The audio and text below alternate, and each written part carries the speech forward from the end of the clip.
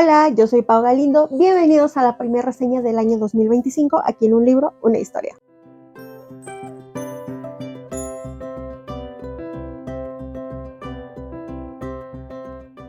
Bienvenidos a una reseña más, la cual me tardé un montonal en grabar porque, pues ya se la sabe, no me había dado la vida y es un libro que no fue nada fácil preparar.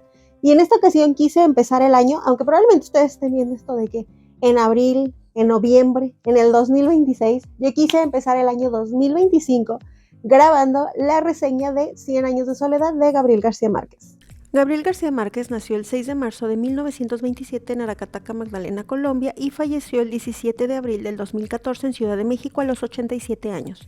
Empezó a estudiar Derecho, pero lo dejó para estudiar Periodismo en la Universidad Nacional de Colombia e inició sus colaboraciones periodísticas en el diario El Espectador.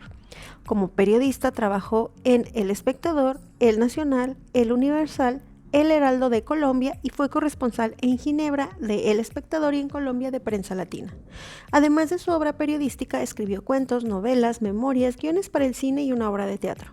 Su primera novela, La hojarasca, se publica en 1955 y la última obra que publicó él mismo fue en 2010 y es una compilación de textos titulada Yo no vengo a decir un discurso. Es considerado uno de los principales exponentes del realismo mágico y fue uno de los exponentes centrales del boom latinoamericano, y por su contribución artística es sin duda uno de los autores más importantes del siglo XX. Además de contar con diversos premios, reconocimientos y homenajes, recibió en 1982 el Premio Nobel de Literatura.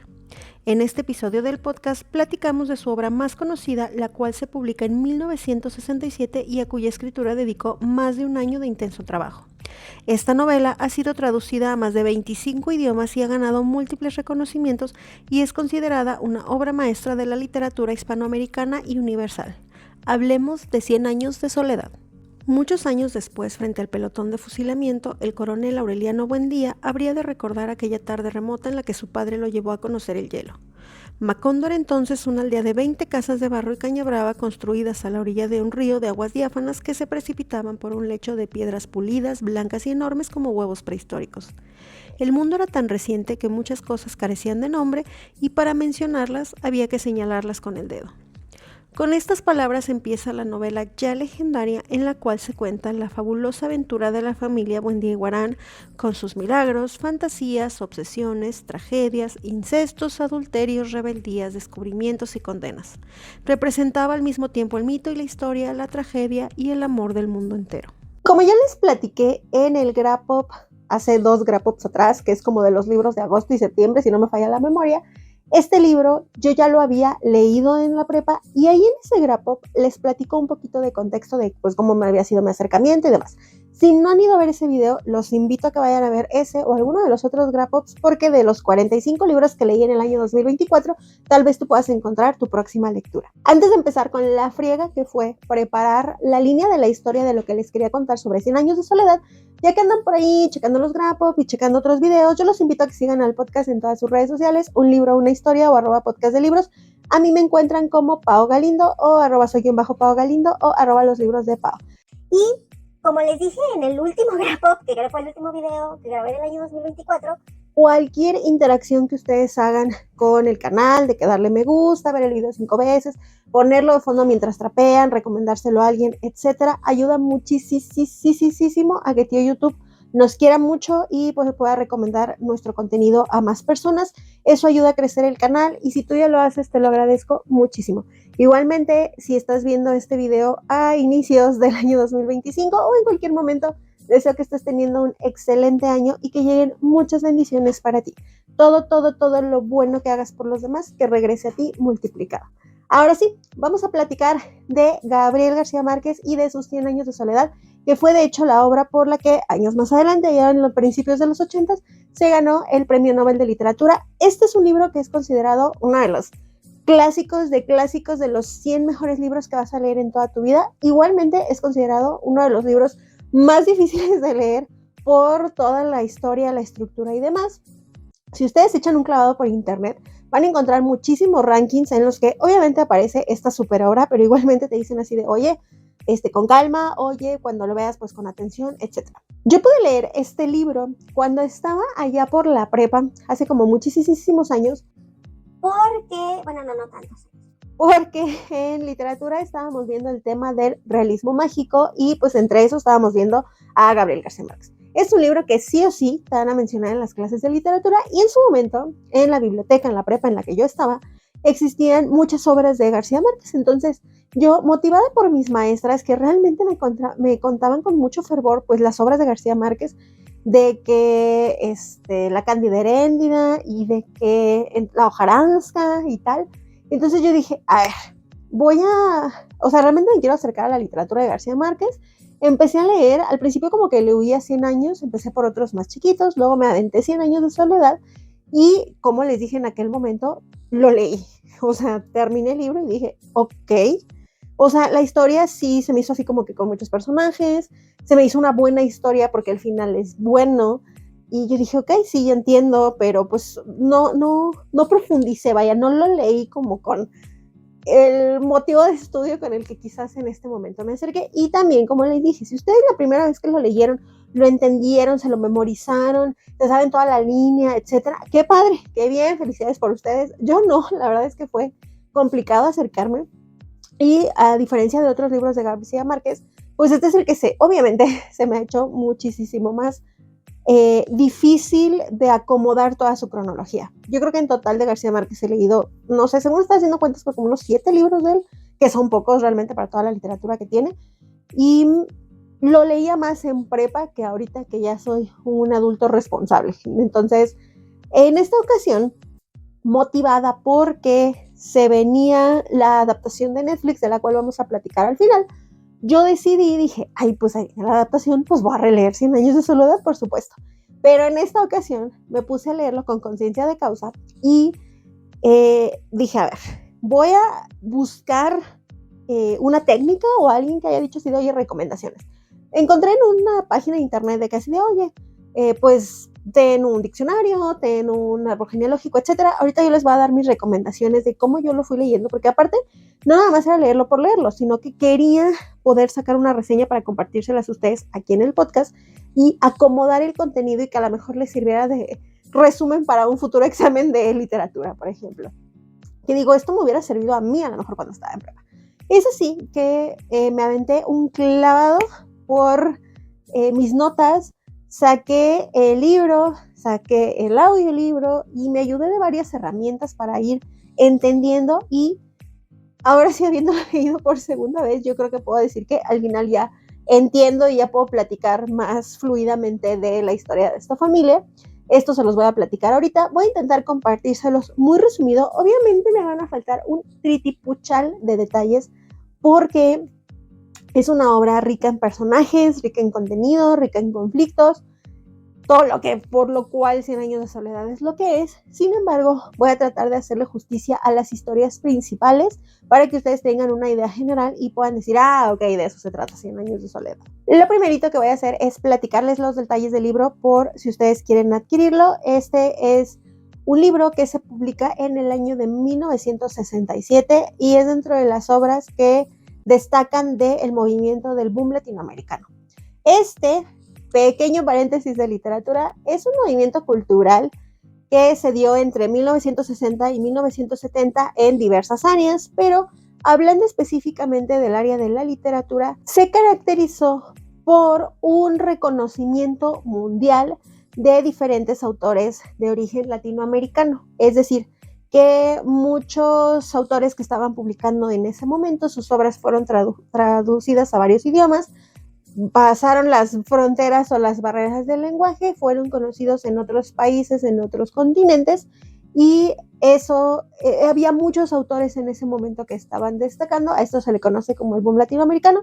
Algunos autores, por ejemplo, sería Cortázar, sería Carlos Fuentes y por supuesto sería Gabriel García Márquez, entre muchos otros. Este libro, dependiendo de la edición que ustedes adquieran, pueden encontrarlo en Editorial Planeta, es de las que ahorita tiene varias ediciones publicadas y tiene un promedio de entre 460 y tantas páginas a 500 páginas, dependiendo de la edición que ustedes adquieran, porque obviamente hay ediciones, las normalitas, las resumidas, las de pasta blanda, las de edición especial, edición ilustrada, etc. Entonces, dependiendo de eso va a ser el número de páginas e igualmente el costo del cual platicamos en un momento. Este libro pertenece al género de la novela dentro del realismo mágico. Ahora sí, otro paréntesis de literatura. El realismo mágico es un movimiento que empezó allá por inicio de 1920-1925, que se dio principalmente en el área de la pintura, pero que después se trasladó a la literatura, y que se trata de que muchos acontecimientos que pudieran parecer irreales o que pudieran parecer fantásticos se hacen ver como algo natural, o sea, forman parte de lo cotidiano y lo que pudiera ser, por ejemplo, les voy a poner un ejemplo que aparece en 100 años de soledad, de que, pues es que la morrita está levitando, eso se ve como algo normal que pudiese pasar, pero pues ya sabemos que es algo mágico o inexplicable. Más o menos eso se trataría el realismo mágico, para súper hiper resumírselos. Ahora sí les voy a platicar sobre los costos en los que pueden encontrar esta novela a la fecha de grabación de este video. En Pasta Blanda lo pueden encontrar entre 278 a 448 pesos mexicanos, dependiendo, como les recuerdo, de la edición que ustedes compren. En la edición digital está en 199 pesos mexicanos. El audiolibro está en un montonal de lados, por ejemplo en Storytel, Audible, en YouTube y en algunas otras páginas. La calificación en Goodreads es un 4.12, yo le puse un 4 y lo recomendaría como para unos 17, 18 años en adelante. ¿Por qué? Porque, como les dije en el otro video del que ya les había platicado muy resumidamente de este libro, se me hace una historia compleja. De hecho, me puse a analizar, y cuando te están platicando de esto en literatura, en la prepa, realmente no le pones como tal atención, raramente digo, y eso que yo era apasionada de la materia de literatura, pero pues era de, ok, sí, realismo mágico, te padre. O sea, como cosas por el estilo, pero no le tomé como la importancia, ¿saben? Y la verdad es un libro que tiene un montonal de personajes, que luego tiene un vocabulario como muy florido y demás, entonces te puede hacer de alguna manera pesada la lectura. Si tienes 11 y vas a leer 100 años de soledad, ¿no? Me explico. O sea, hay obras que puedes leer a cualquier edad, incluso que si ya tienes 40 y vas a leer un libro infantil y pues le encuentras ahí como mensajes, etc. En este caso, por muchas razones, aparte de los temas, pero sobre todo por la complejidad de la estructura y del lenguaje, yo sí lo recomendaría para mayores. Y que no le podamos huir a este tipo de obras, porque luego sí, como les decía, luego en literatura nos ponen de que El Quijote de la Mancha, El Mío Cid, 100 años de soledad, y si bien obviamente es muy importante conocer este tipo de obras, luego de repente sí hacen que como que le huyas a la literatura, de que la ves como algo súper complejo, te dejan leer novelas en la escuela y dices, ay, qué aburrido, pero es dependiendo de lo que te están dejando, no porque no tengas que conocerlas, sino porque todos tenemos momentos para acercarnos como a estos temas o a estos libros, y el hecho de conocerlos o decir, mira, un check, ya sé de qué se trata, y de haber entendido o de haber tomado un mensaje, como en este caso que nos platica muchísimo sobre la soledad, de que nos platica sobre conflictos políticos que, bueno, se vuelven a repetir dentro de la historia de México y de otros países de Latinoamérica, etc. Entonces le podemos encontrar diferentes mensajes dependiendo de la edad en la que lo vayamos a leer. Sin embargo, sí considero que hay que entrarle ya como mentalizado de que vamos a leer una obra de esta onda. Les vengo a contar también que 100 años de soledad es considerado un libro total. ¿Esto qué quiere decir? Tiene como dos contextos. El primero de ellos es que es un libro que crea un mundo y un universo propio que se inicia y se termina dentro de la misma narración de la historia, como lo vamos a ver en este caso con la construcción de Macondo. Y por otro lado es que abarca todos los temas posibles dentro de una misma obra. Por ejemplo, amor, guerra, religión, conflictos políticos, problemas familiares, muchísimos temas que todos los áreas, o que no nada más se centra en un misterio o en algo por el estilo, están presentes dentro de la obra, por eso se considera una obra total. Y por otro lado, y como les dije, está encuadrada dentro del realismo mágico, lo que va a hacer que dentro de la narración pasen muchos sucesos extraordinarios que se cuenten como algo natural dentro de la novela. Por esto, yo les voy a platicar creo que son 5 recomendaciones para que si ustedes quieren aventarse esta obra, se les haga un poquito más digerible y ya tengan unos tips que estoy segura que en muchísimas páginas y en muchísimos videos ya se los contaron, pero yo les voy a decir qué fue lo que yo hice para, de alguna manera, intentar entender y apropiarme un poquitito más de lo que trataba de compartirnos García Márquez. ¿Cuáles fueron las cosas que yo encontré como principales que dificultan o que hacen un poquito más largo el proceso de lectura? Por un lado, que la historia no va a ser lineal, por lo cual nosotros vamos a requerir estarle poniendo atención, ya que va a ser saltos temporales dentro de esta historia familiar. Y número 2, que los nombres se repiten, o sea que vamos a empezar con estos nombres familiares, por ejemplo el Aureliano, que se va a ir repitiendo en las diferentes generaciones de esta familia. Por lo tanto, como de repente lo van a ir mencionando y luego vamos a tener como un mini flashback y luego vamos a seguir dentro de la historia, etcétera, tenemos que estar muy conscientes de qué estamos leyendo, porque luego sí pasa de que estás así de caray, ¿de cuál Aurelia no me están hablando? ¿Qué Úrsula es esta? Entonces, es importante que nosotros sepamos que nos vamos a topar con los mismos nombres repetidos una y otra vez. Y por otro lado, que como les dije en un inicio, tiene un vocabulario muy florido. O sea que utiliza muchas palabras que, si bien pertenecen al idioma español, son palabras de poco uso o palabras sinónimos que a lo mejor nosotros usamos uno y decimos, pero también esta significa esto, y dentro del contexto en que lo está aplicando, tú dices, no entiendo el significado de la palabra como tal. Entonces tú ves el diccionario y dices, es lo mismo que tal. Pero si realmente le quieres entender y a lo mejor aprender una palabra nueva, pues sí hay que saber que pues está con un poquito de lenguaje un poquito más rebuscado que algo muy, muy típico, muy tradicional. O sea, no es una novela juvenil, por ponerlo en un contexto en el que pues, lo lees de corrido y usa la misma palabra 84 veces. Aquí no, aquí como que le tratan de dar muchísima más profundidad. Obviamente eso es parte de la magia y de la belleza de esta obra, pero también es lo que nos pone así como un pelín de, oiga, ponga atención y cheque lo que sí estás leyendo, porque si no, ya te fuiste y ya no sabes de qué Aureliano nos estaban hablando. Recomendaciones que yo les doy para que ustedes se acerquen a esa obra. Número 1, tener una edición que a ustedes les sea accesible para que lo puedan leer. Esto puede ser un libro con la letra súper grande, una edición ilustrada, un audiolibro, una edición digital en la que puedan subrayar como en la Kindle, etc. Porque así, de alguna manera igual hasta puedes ir tomando notas o puedes ir brincando o te es cómodo, porque luego a veces a lo mejor una edición especial que está así súper enorme y que pesa un montón, pues no la puedes traer en cualquier lado, etc. Entonces, una edición que a ti te sea cómoda para acercarte a una historia de este tipo. Número 2, tener un árbol genealógico así básico. Hay muchas ediciones que ya cuentan con un árbol genealógico en el que tú puedes ir regresando a consultar en qué parte de la línea de la historia van, porque si bien la historia empieza con una parejita y termina con los últimos descendientes de esta familia, todo el enredo que se hace en medio, de repente incluso si mencionan a un personaje de que, pues es que Petra, y tú dices, ¿Petra con cuál iba? Dices, vamos aquí. Y más o menos te dan como algunos árboles genealógicos, te van dando algún espacio tiempo, porque si bien no nos dicen qué años se está desarrollando, ya pasaron 25 años, etcétera, ya tú más o menos por las edades de los personajes, pues vas viendo en qué parte de la historia vamos. Entonces, eso te va a ayudar muchísimo. Número 3, tener un diccionario a la mano. Por eso les recomendaba como las ediciones de Kindle, porque en el Kindle tú puedes así, le pones, dejas presionada la palabra y se abre, pues en este caso el diccionario o el navegador si es que esa función la tienes activada, o bien tener a la mano el celular para poder googlear una palabra o un diccionario que te sea más cómodo. Pero, como les digo, hay muchas palabras que yo, sí, soy sincera, a veces tenía flojera y yo estaba leyendo y yo, esta palabra no sé qué significa, pero por el contexto la entendía y me la brincaba, ¿no? Cuando era muy noche o así. Pero cuando sí tenía el tiempo decía, no, a ver, vamos a ver. Voy a buscar de, ok, sinónimo de esto. Y pues a lo mejor algo en algún momento que la vuelva a ver ahí topada en alguna otra obra diré, y sí, significa tal y ya voy a tener alguna idea, por lo menos, ¿no?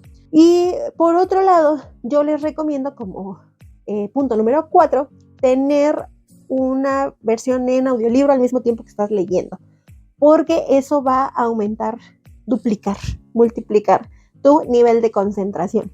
Entonces tú vas a estar acá en la lectura y mientras estás escuchando, pues lo sigues. Y eso es una muy buena técnica, por ejemplo, cuando quieres repasar en inglés, vocabulario, etcétera. También funciona muchísimo y en este caso ayuda a concentrarte. Fue algo que yo hice en muchos momentos, sobre todo en la noche, que yo decía, sí me voy a poner a leer 100 años de soledad a las 11, 12, 1 de la mañana, me voy a dormir. Esa es la realidad, me voy a dormir. Entonces lo que hacía era que ponía el audiolibro y entonces como que ya mi cerebro ahí multiplicaba la concentración y demás. Entonces eso también se los recomiendo. Y por último, la recomendación número 5 sería tomar notas.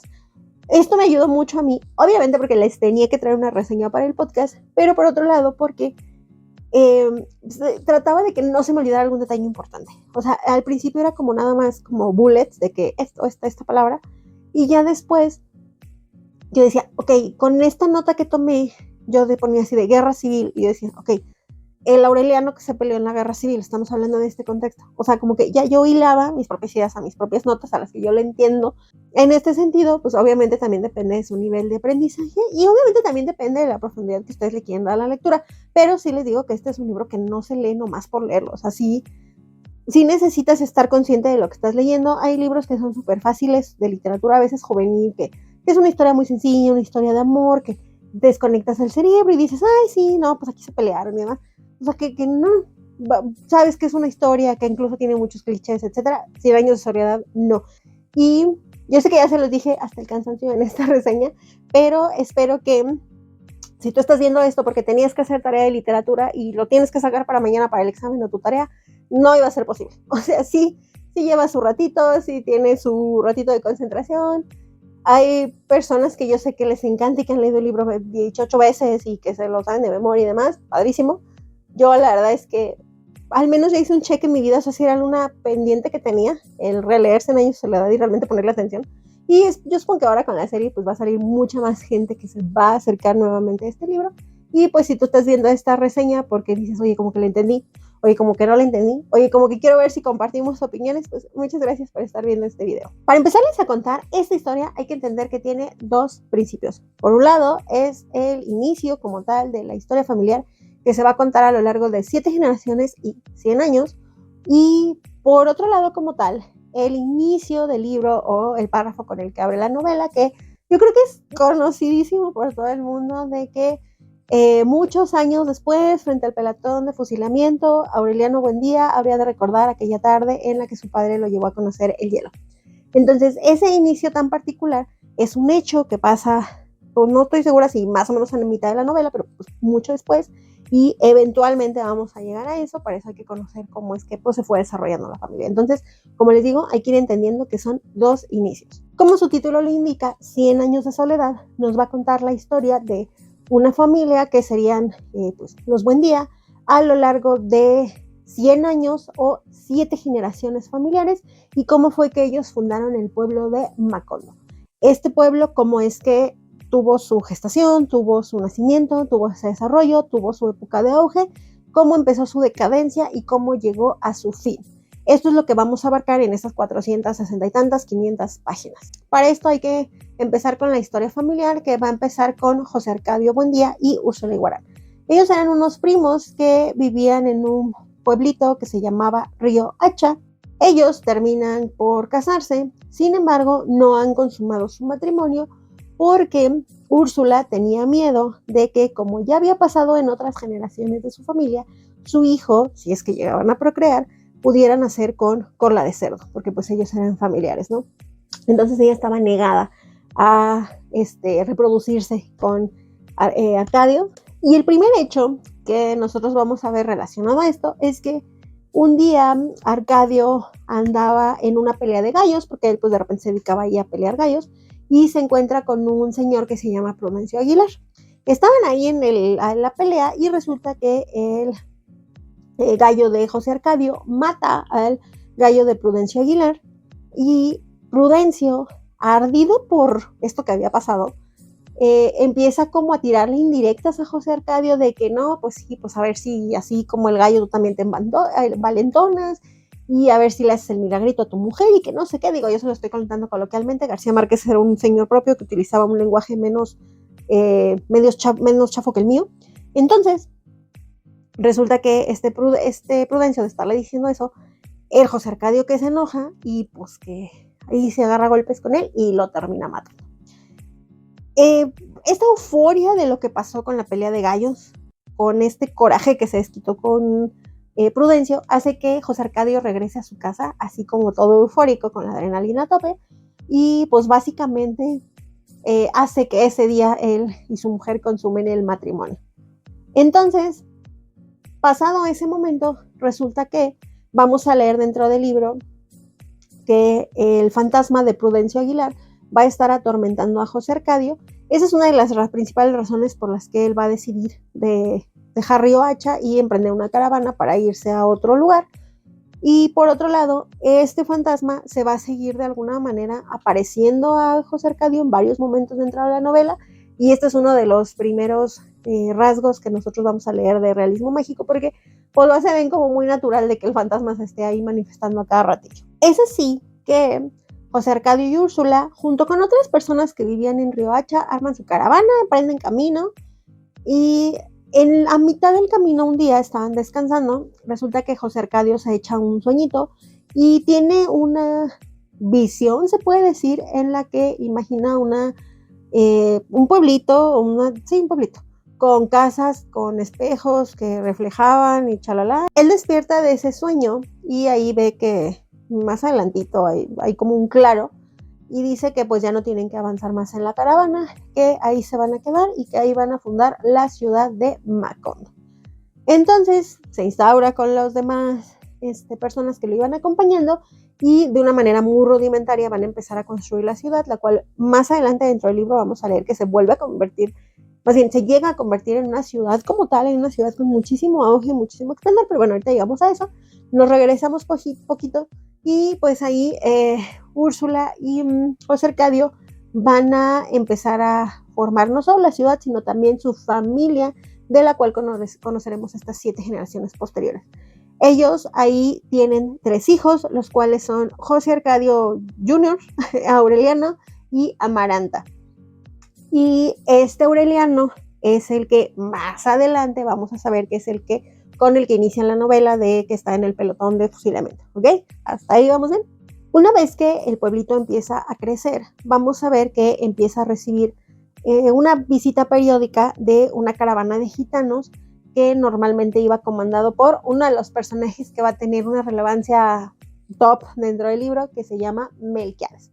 Él es un gitano que se vuelve muy amigo de José Arcadio, y porque a José Arcadio le fascinaban todos estos inventos que le llevaba, como lo del hielo que ya vimos, y tanto es su obsesión con esto, con entender cómo funcionaban las cosas que les llevaba, que podían ser cosas como muy comunes, pero pues él se las presentaba al pueblito de alguna manera así como que, show.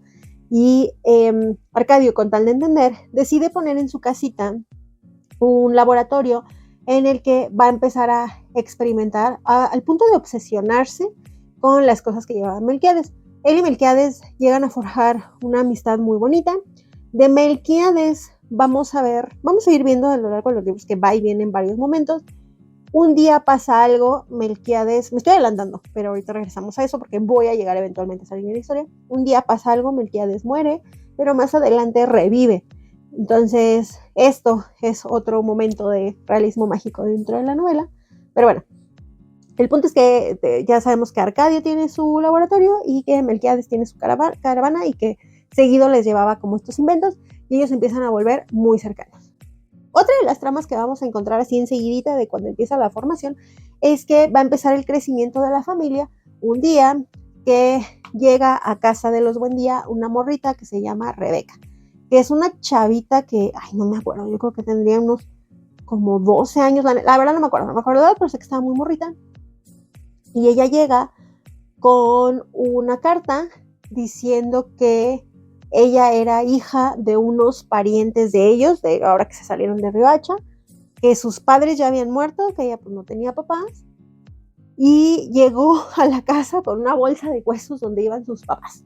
Entonces los Buendía, Úrsula y José Arcadio, deciden adoptarla. O sea, ella vendría siendo como la 4ª hija de esta familia, y de ella, de esta morrita, vamos a leer a lo largo del libro que varias cositas. Número 1, que pues la morrita era media rara, o sea, tenía comportamientos un poco extraños, porque por ejemplo, no solo llegó con la bolsa de huesos de sus papás, sino que era muy seria, era muy introvertida, le gustaba comer cal y tierra de las paredes, y dentro del libro pasan varios momentos en los que Úrsula trata de ver cómo demonios quitarle esa maña. Y es como cuando tú te muerdes las uñas de chiquito y tus papás ya no saben qué hacer para que te las muerdas. Este es un paréntesis personal de que a mí, sí, mi mamá ya no hallaba qué hacerme porque yo me comía las uñas. O sea, literal, me las dejaba así de que casi me sangraba los dedos.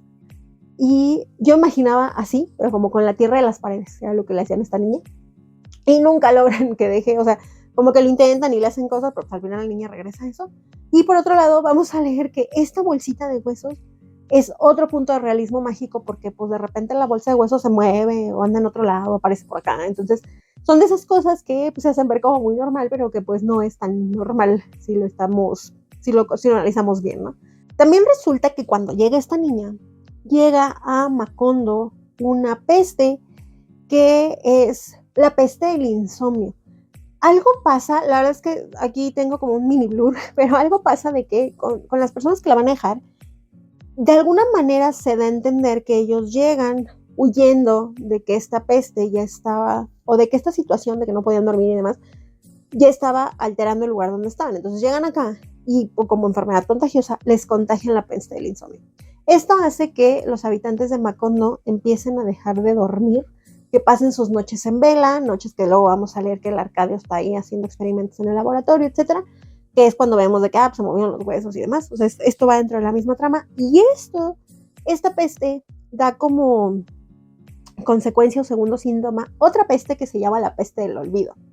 Esta parte es una onda en la que Arcadio y todos vamos a empezar a ver que, derivado de como esta falta de sueño y demás cosas, empiezan a olvidar el nombre común de las cosas. O sea, agarran algo y no saben así de que es una caja, que es una silla. O sea, lo pueden tomar y como que lo entienden, pero no saben cómo se llama, no saben cómo nombrarlo, cómo mandarlo a llamar. Entonces, por ejemplo, algo que vemos que pasa ahí es que Arcadio toma la decisión, porque pues a ser el fundador del pueblo y demás, pues él es como que el mero el que decide qué se va haciendo con todo, aunque vamos a ir viendo que la verdadera matriarca es Úrsula. Pero bueno, a Arcadio se le ocurre empezar a etiquetar todas las cosas, o sea, de que, pues esto es caja, y le pone una nota así de caja, a los animales, vaca, y así, pero él no se pone a pensar que también la peste del olvido no solo hace que no puedas nombrar las cosas, sino que empieza a hacer que la gente empiece a dejar de saber cómo se lee, por lo cual su método se vuelve como muy obsoleto. Esta fue una de las partes que como que más me dio risa o me entretuvo dentro del libro. Y dentro de esto mismo, me acuerdo mucho que estaba yo viendo cómo Úrsula, así como su marido era como el aventurero soñador y el que pues nada más quería estar viendo qué onda con los inventos de Melquiades y demás, la Úrsula era la que así como que de con postura, y era la de que de repente organizaba pues qué se iba a hacer realmente con las cosas, con el pueblo, con la comida y demás. Y aquí algo pasa de que Úrsula ve lo que está haciendo el marido y la Úrsula así como entonces cuando empieza a avanzar todo esto y ven que no está sirviendo los papelitos y demás, resulta que regresa Melquiades, que como les dije no andaba muerto, andaba de parranda, o sea, se creía que algo le había pasado. Y pues a Arcadio le da mucho gusto de que regresó. Algo hace Melquiades, prepara como un brebaje, se los van a tomar y el punto es que se cura esta peste. Los habitantes, obviamente también ahí la casa Buendía se emociona mucho de que pues Melquiades los haya ayudado, así es que lo invitan a vivir, a que se quede ya a vivir. Una, porque pues ya revivió de lo que le había pasado, y dos, porque les ayudó con la cura. Lo invitan a que se quede en Macondo, y es así como le dan una habitación en la casa de los Buendía. Y dentro de esta primera parte de la novela, otra, o quizás la última trama más importante, es que mientras Melquiades está como, ¿cómo se dice? ¿Ven? Ya estoy con la peste del olvido, parece. Como huésped dentro de la casa de los Buendía, él empieza a escribir unos pergaminos, aparte de seguir experimentando y de ver los inventos que estaba haciendo con Arcadio, empieza a escribir unos pergaminos que van a tomar relevancia hacia el final de la novela. O sea, en ese momento no lo entendemos, nomás sabemos que el Melquiades está ahí metido, escribe, y los escribe como en un idioma o en una lengua rara, o con palabras raras o como con combinaciones raras que pues al primer momento no entienden, pero más adelante, hacia el final de la novela, estos pergaminos van a ser como traducidos o van a ser explicados y demás. Pero bueno, eso es algo que pasa como dentro de esa primera trama. Y si cortamos como las generaciones, esto sería o lo que correría como parte de la primera generación de esta familia, de José Arcadio y de Úrsula. La siguiente parte de la generación familiar ya va a ser como la línea de historia de lo que va a correr con los hijos. Para esto, algo que les quiero contar que empieza a pasar también dentro de esta parte, o sea, como en esta transición entre que ya está Melquiades ahí, pero que los hijos ya están grandes, es que vamos a ver cómo es que José Arcadio se empieza a volver medio loco, medio loco, medio obsesivo, una por la onda de los inventos, dos por lo que lo sigue persiguiendo el fantasma de Prudencio y demás, al punto en el que su familia decide amarrarlo a un árbol en un cuarto allá, creo que en el patio, una cosa por el estilo, y así es como va a llegar al final de sus días. Pero bueno, esto se los cuento aquí como que de un pin, de que, bueno, esto pasa entre la historia. Luego nos van a empezar a contar el libro, la historia de estos hijos, del José Arcadio II, de Aureliano, de Amaranta, de Rebeca. Resulta que José Arcadio se va a casar con Rebeca. Sin embargo, José Arcadio va a tener un amante que se va a llamar Pilar Ternera, que va a ser como una gitana, hechicera, bruja que tiene o trabaja como entre un prostíbulo, y con ella va a tener, fruto de esa relación incestuosa, van a tener un hijo. Por otro lado, sabemos que Amaranta, aunque ahí va a tener como unos amoríos con algunas personas y otro amorío con el hijo no sé quién, ella al final se queda sola. Por otro lado, Aureliano, vamos a saber que pide en mano a una morrita de 9 años, que se da a entender que tiene 9 años, que se llama Remedios Moscote, y que es hija como de no sé qué general o no sé qué cosa, pero bueno, esa es una relación que él la conoce y él decide pedir su mano y demás. Que en ese momento a lo mejor no era tan cancelable en 1960 y tantos, ahorita pues tipo que ya no, y por lo que sé en la serie esto está un poquito modificado, pues para que no me los cancelen precisamente, pero bueno.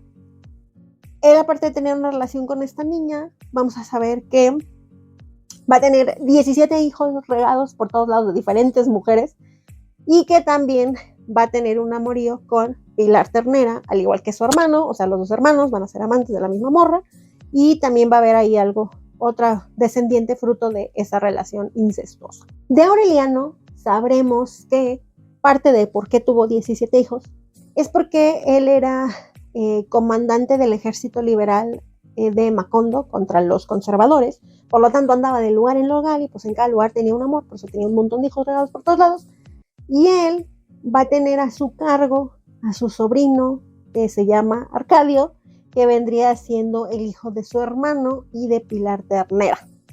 Y a este sobrino lo va a nombrar jefe civil y militar, o sea, como para que le ayude.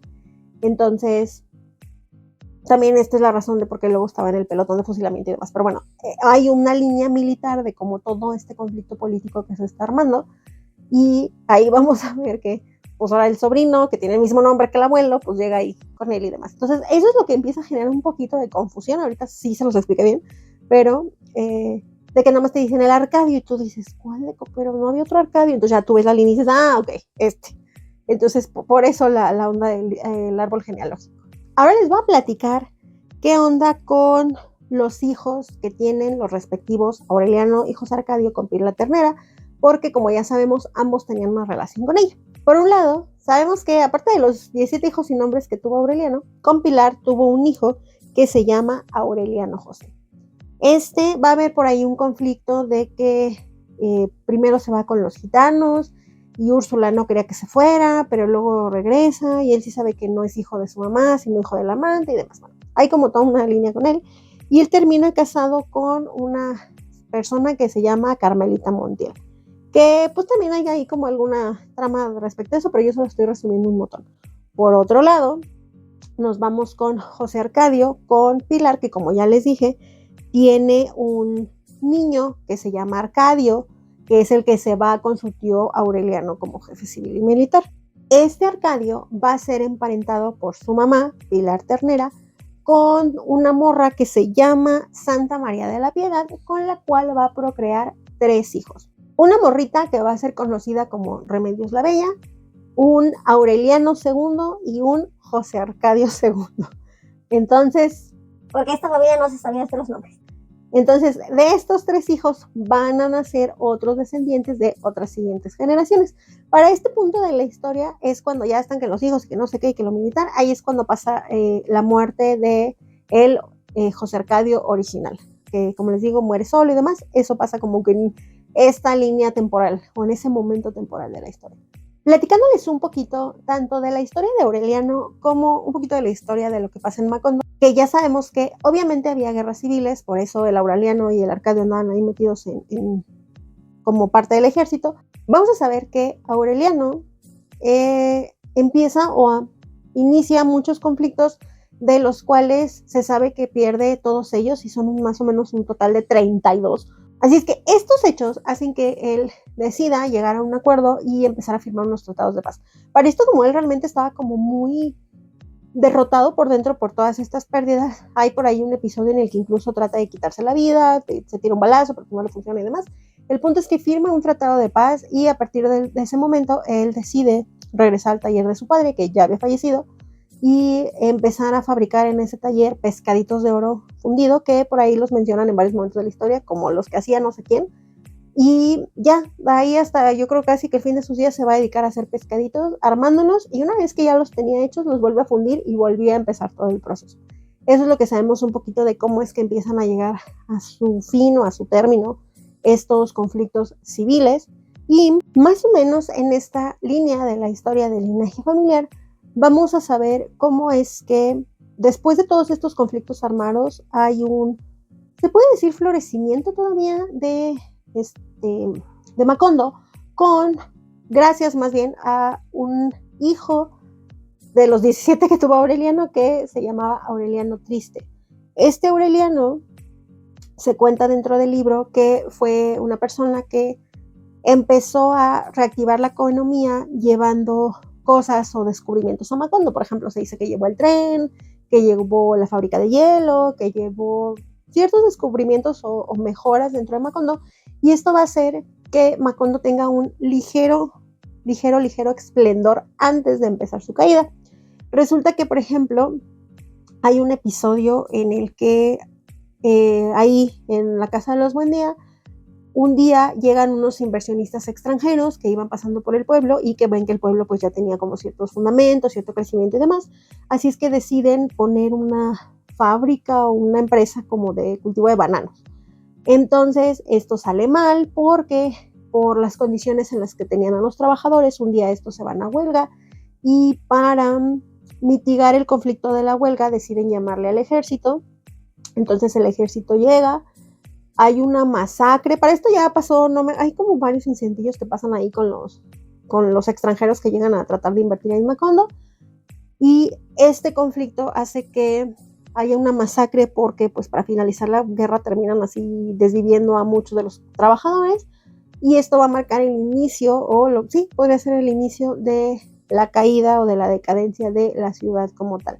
Este inicio de la decadencia le va a tocar a Remedios la Bella, a Arcadio II y Aureliano II, y a su descendencia. Estos dos hermanos, que sabemos que eran gemelos, el segundo y el segundo, llegan a tener un amante que también va a tener ahí conflicto dentro de la historia, que se llama Petracotes, nomás ahí como que les dejo el dato. Y el linaje como tal va a continuar por la línea de Aureliano II, quien se va a casar con una mujer que se llama Fernanda del Carpio, con la cual va a procrear 3 hijos. Una mujer que se llama Meme, un José Arcadio y una otra mujer que se llama Amaranta Úrsula. Cuando ellos estaban con vida, y una vez que ya sabemos que pasó lo de la masacre de los trabajadores, vamos a saber que viene otro hecho de realismo mágico, y es que se dice que que cae como una tragedia sobre Macondo y empieza a llover ininterrumpidamente por 4 años, 11 meses y 2 días. Y esto, pues de alguna manera, ya está augurando que se viene el final para esta ciudad. Para esto, todavía está con vida la matriarca, la principal Úrsula Iguarán, la cual declara dentro del libro que ella va a poder morir en paz una vez que deje de llover. Y, spoiler de lo que pasa poquito más adelante, es que efectivamente el día en que cesa la lluvia, un jueves santo, ella ya al fin puede morir en paz, y se entiende que muere incluso con más de 100 años de edad. Ahora, de estos hijos vamos a saber que Amaranta Úrsula se va a Europa y después va a regresar casada con un hombre italiano, creo, que se llama Gastón, y va a tener por ahí algo con su sobrino, pero ahorita llegamos a eso. Por otro lado, otro de los hijos importantes, porque ya vimos que José Arcadio, no me acuerdo cuál es la trama de ese José Arcadio, pero bueno, Meme se va a casar o se va a juntar con alguien que se llama Mauricio Babilonia y van a procrear a un hijito que va a ser Aureliano Babilonia. Probablemente ya el último, casi último descendiente de los Buendía. Ya casi para finalizar, lo que les puedo contar es que la importancia de este Aureliano Babilonia va a ser dos. Por un lado, que él le toca nacer y crecer en un momento en el que ya no hay esplendor dentro de Macondo. O sea, Macondo ya está casi olvidado por todo el mundo, ya no es el pueblo que fue, ya pasaron un montón de cosas. Y él, un día llegando a la casa familiar, descubre los pergaminos que eran los que estaba escribiendo Melquiades en su momento. Que para esto también ya sabemos que ya Melquiades ya pereció José Arcadio original, Ulce de Guarán, etc. Entonces este Aureliano Babilonia realmente se pone la tarea pues de descubrir qué onda con su pasado, con su familia, y es así que vamos a empezar a develar, que él empiece a entender la historia familiar. Ahorita llegamos a eso. Por otro lado, cuando regresa su tía Amaranta Úrsula de Europa, él se enamora y empieza a tener una relación con ella sin saber que es su tía. Entonces un día, fruto de esa relación, esta Amaranta queda embarazada y ellos van a tener un hijo que resulta que sí van a nacer con cola de cerdo.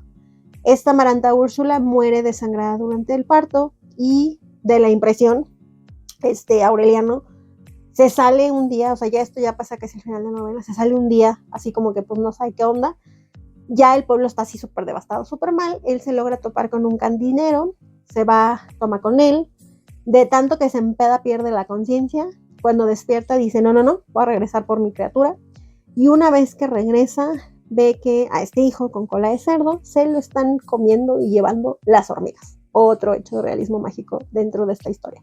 Es así que una vez que todo esto ya pasó, vamos a ver hacia el final de la novela cómo es que Aureliano Babilonia logró por fin terminar de descifrar todos los pergaminos y ahí va a encontrar o va a entender que su familia estaba destinada a todo lo que le pasó. Y viene una frase que es: porque las estirpes condenadas a 100 años de soledad no tendrán una segunda oportunidad.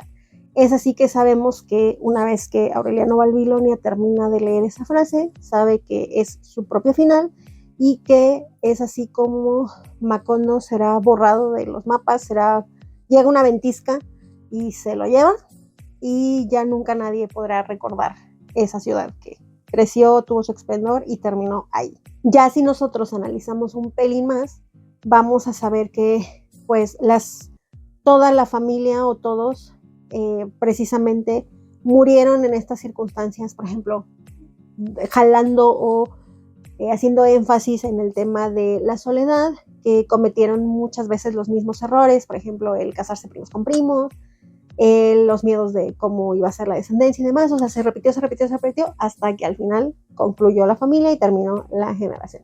Es así que, ya súper resumido y súper compacto, esta fue la historia de la familia Buendía dentro de 100 años de soledad. Espero haberle hecho un poquito de justicia y haberles aclarado un poquito de datos. Obviamente falta un montonal de información porque hay muchos detallitos pequeños, qué pasó con una, qué pasó con otra. O sea, no, si les platico esto aquí nos llevamos 5 horas. Entonces, pues para eso mejor lean el libro. Pero traté de resumirles cómo va la línea de la historia, que no nos fuéramos perdiendo. Si ustedes agarran un mapa y me están escuchando, a lo mejor dicen, tiene sentido. De hecho, yo tenía aquí mis notas y el mapa y acá las notas de lo que estudié. Entonces, pues aquí estamos. Ahora les voy a platicar qué onda con la adaptación de Netflix. Resulta que primero habría una controversia porque primero Gabriel García Márquez, cuando estaba en vida, él no quería adaptar. Ya le habían ofrecido así de, oye, hay que hacer tu novela película, y él decía, no, esto es inadaptable, o sea, no hay manera. Y él nunca quiso como tal vender los derechos para que se hiciera la adaptación de su obra. Ya después él muere y los que vendieron los derechos ahora fueron me parece que son nietos de él, y respetando algunas de las cosas que había dicho García Márquez si se adaptase, porque él decía, no, esto está muy difícil, pero mira, si se hiciera. Una de ellas es que fuera completamente en español, que fuera específicamente con autores colombianos y con algunas otras características. Es así que se adaptó una serie de una sola temporada, la cual tendrá 2 entregas, y los primeros 8 capítulos llegaron a la plataforma el 11 de diciembre del año pasado, del 2024. qué raro decir eso, que el año pasado fue 2024. Y se dice, o bueno, ya confirmaron, que va a haber una entrega de otros 8 episodios y se acabó. Esta serie es dirigida por Alex García López y Laura Mora, y como les digo, tuvo un casteo de actores específicamente colombianos, y toda la serie tenía que producirse en idioma español para la plataforma. La producción es de la compañía Dynamo y Netflix la recomienda para mayores de 16 años.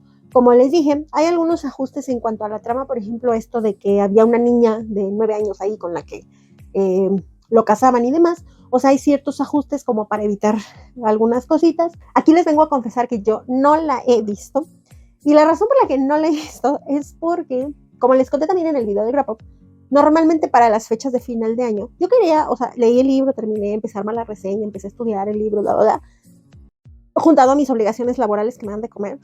Entonces, yo dije, me voy a poner a verla. Pero, con épocas de mucho trabajo, a mí lo que me gusta hacer es ver series, principalmente en idioma español, o sea, en mi idioma, series mexicanas o así, que aunque no sean la serie, porque a veces son series hasta chafonas, me entretienen y puedo volver a ver una y otra vez, porque mi cerebro, a lo mejor como ya conoce la historia, no necesita poner el 85% de concentración, y las tengo de fondo, no les estoy prestando atención, o sea, estoy trabajando y estoy viendo la serie, y la serie me está acompañando, y eso como que me hace que me concentre. Sí, así funciona yo. Entonces, dije, si pongo 100 años de soledad, me voy a estresar, porque lo voy a estar viendo pensando como en la historia de lo que tengo que poner, y dije, no, necesito saberla cuando ya no tenga pendientes. Y luego dije, bueno, ahora que lleguen las vacaciones. Pero luego las vacaciones de diciembre, aparte de que sí tengo chamba y sí tengo cosas que hacer, tuve afortunadamente, o intenté tener un diciembre lleno de compromisos y de, ahora sí, aceptar salir, comidas y demás, porque hago otro paréntesis que van a decir, a mí qué me importa, pero usted está aquí por el chisme. A mí no me gusta la Navidad, me choca la Navidad, odio la Navidad, me caga, soy la hija del Grinch. Entonces, no me gusta la época navideña, me pones un villancico y me duele la cabeza, no es broma. Entonces, no me gusta, o sea, es una época en la que no, yo prefiero ir a comer otro día del año, no importa. Pero pues esta vez dije, mira, no voy a ser tan Grinch.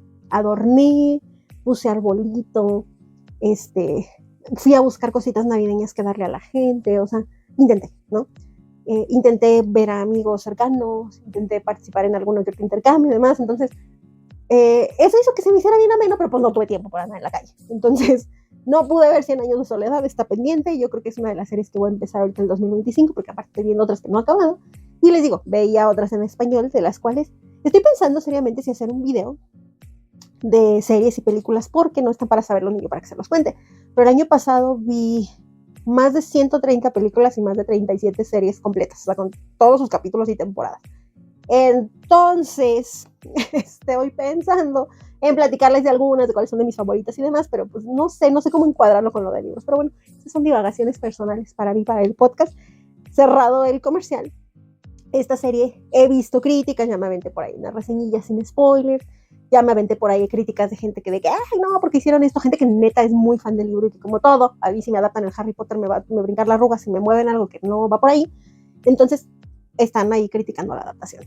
Esta se mantiene como una serie de ficción y de fantasía. En IMDb aparece como fantasía épica, drama histórico, etc. Y tiene una calificación de 8.6, una súper buena calificación. También dentro del reparto es amplísimo el reparto, o sea, se los iba a leer, pero dije, mira, la verdad no conozco ninguno. Y por otro lado, hay como... La historia tiene varios saltos temporales, por ejemplo, cuando José Arcadio es joven, cuando ya está viejito, cuando Aureliano es niño y Aureliano ya es grande, ya es general y demás. Entonces, cada personaje tiene más de un casteo, o sea, a cada personaje lo hace 1, 2, 3 personas. Entonces es un cast súper, súper extenso, por lo cual necesito aplastarme a ver la serie y ver realmente sin tener mayor contexto si le entiendo. Aunque obviamente yo ya sé que va la historia y digo, ok, van aquí, ¿no? Aunque me pierda. Pero sí quisiera ver si se entiende, porque esto era lo que decían de que es inadaptable por todas estas zonas de todo lo que está pasando. Y por último, les voy a platicar de cuáles son 3 de las críticas que más he visto dentro de los TikToks o dentro del YouTube, de gente que oye, es que como que esto.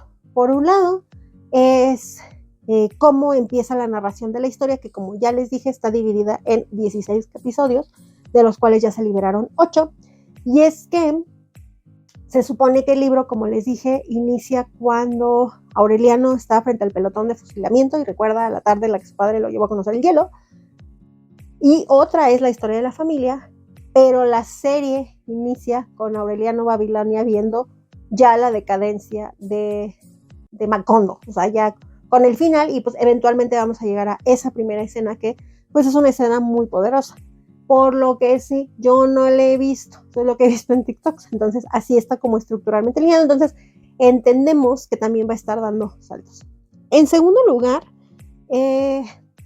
vi muchas referencias de que en la serie aparece mucho la imagen o el simbolismo del Uruboro, que es la serpiente que se está comiendo la cola a sí mismo, que habla sobre el infinito, que si bien es un elemento que no se menciona dentro del libro, en el libro no hacen ninguna referencia a este símbolo, en la serie lo podemos ver o se ve retratado en varios momentos haciendo esta referencia de que la familia está como en este ciclo, haciendo los mismos errores, haciendo las mismas cosas y va a terminar en lo mismo, ¿no? Entonces, digamos que utilizan este elemento visual para retratar esta parte dentro de la historia. Y por último, la onda del realismo mágico. Como ya les dije, el libro es un libro que tiene muchos elementos de realismo mágico. Les traté de marcar algunos cuando me iban apareciendo ahí en la memoria de lo que les estaba contando, porque si bien tomé puntos para platicárselos, había cosas que yo sabía que, como les dije, bullets, de que, este dato va aquí, y porque si no iba a ser una investigación larguísima. Entonces traté de contarles algunos de los que me acordé, pero hay muchísimos. Y en este sentido, por lo que he visto, en el libro, parte de por qué el realismo mágico es eso, es que todos los elementos sobrenaturales, mágicos, ficticios, etcétera, que te van atravesando, no los sientes. Y los llegas hasta se los compras de que forman parte de la historia. Es que sí volo, ¿no? Entonces, en este sentido, he visto que en la serie de repente hay unas cosas que faltan y unas cosas que son muy marcadas. Entonces he visto quejas de gente que sí es re fan del libro y dicen, es que aquí, o sea, le exageran como para que se note y como que dices, no, espérate, o sea, no, más sutil, o sea, yo sé que tienes la ayuda visual, pero tipo no era tan necesario. Eso es lo que yo he visto en críticas, necesito yo verlo por mi cuenta como para decirles sí cierto, no cierto. Y pues esto sería todo por la reseña de 100 años de soledad, el cual neta espero haberle hecho un pelín de justicia y que si tú ya leíste el libro o neta te chustaste la serie y quieres como acabar de entender, pues que yo no te haya revuelto más, ¿verdad? O bien, si tú vas a presentar un examen de literatura y demás, pues a lo mejor ya te ayudé un poquito con detalles que pueden parecer un pelín más naturales, menos rebuscados y pues que te vaya bien en tu examen de literatura si ese es el caso. Esto sería todo por esta reseña. Muchísimas gracias si llegaste a esta parte del video. Si te gustó, de verdad no sabes lo mucho que apoyas. Si le pones una carita emoji, si lo compartes, si lo ves 3 veces, de verdad ayuda muchísimo al canal. Nos escuchamos, ya saben que no sé cuándo, con alguna otra reseña, porque neta ahora sí no sé qué libro les voy a traer. Aquí en un libro, una historia. Bye.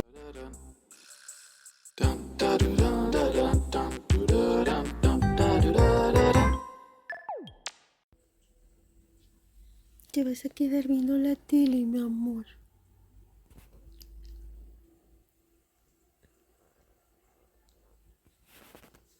Te vas a quedar viendo la tele. Sí, ya no te interrumpo ya. ¿Todo bien? Okay. Viendo la tele.